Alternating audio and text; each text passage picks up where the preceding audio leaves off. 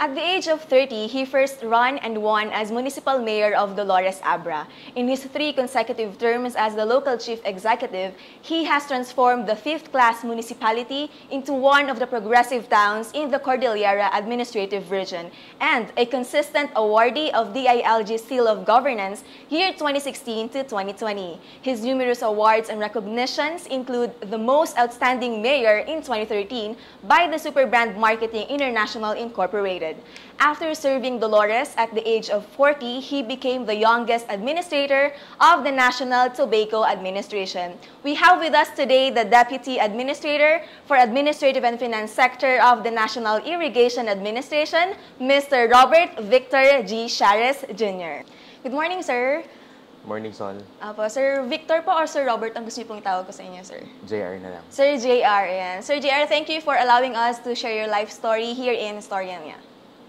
Sir, you've grew up and lived with doctors and healthcare professionals in your family. In fact, you've graduated Bachelor of Science, major in Botany, and have pursued your Doctor of Medicine.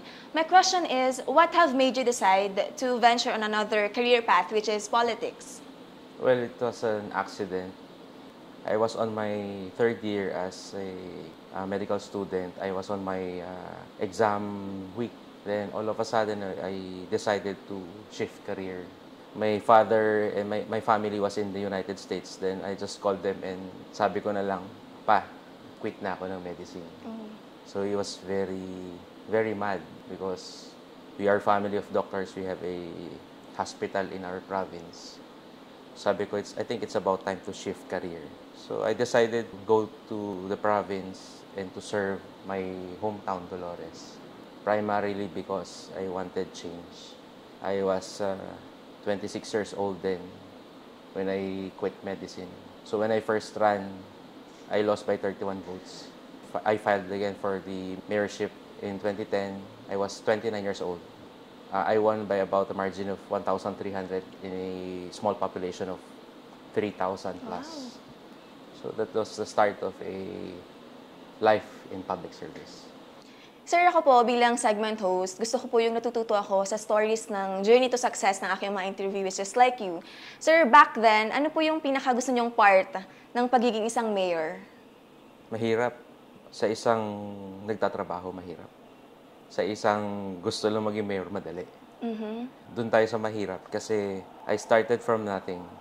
On my first year, I was accused of so many lies. Like yung mga cases that I have been through. So that made me who I am now. Ang maganda kasi pag naging mayor ka, yung parang bata pa ako nun eh. Yung gusto kong gawin, I visualize what I wanted to do in our town. So I was able to do that in 9 years, 9 consecutive years.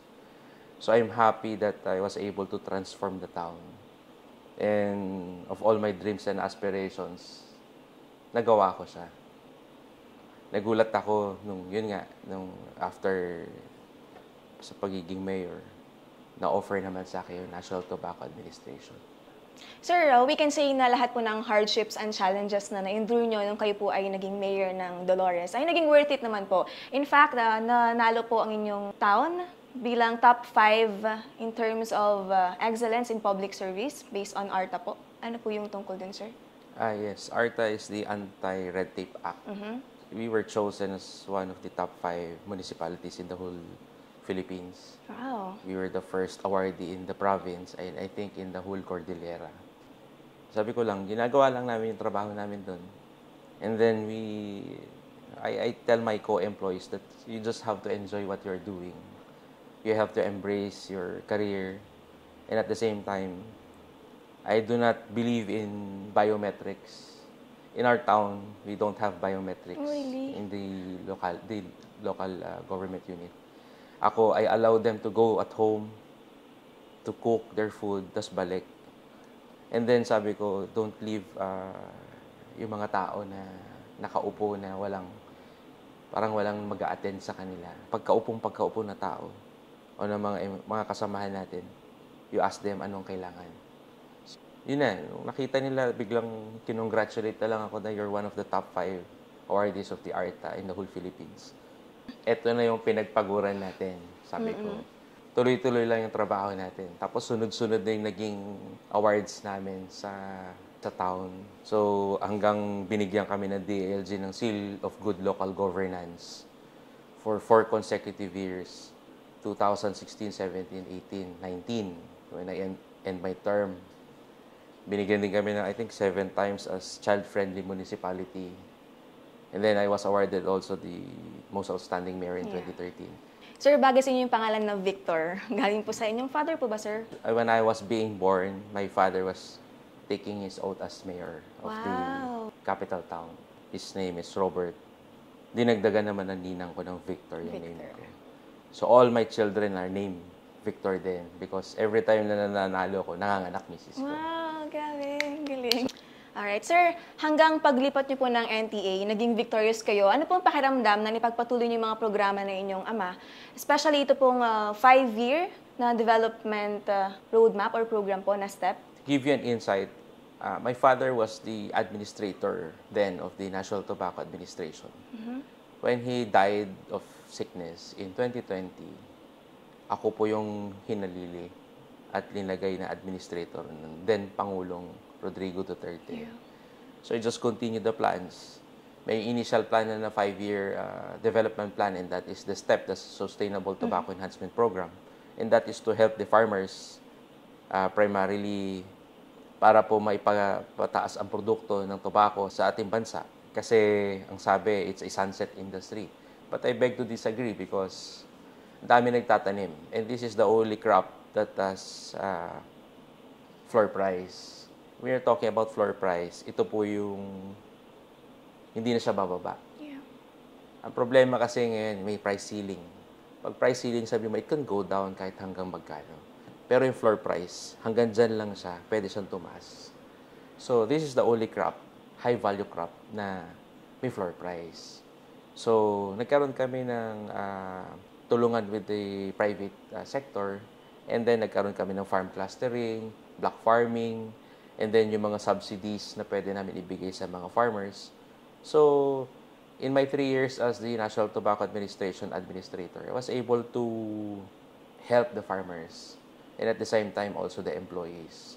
Because NTA is just a small agency, attached agency of the Department of Agriculture.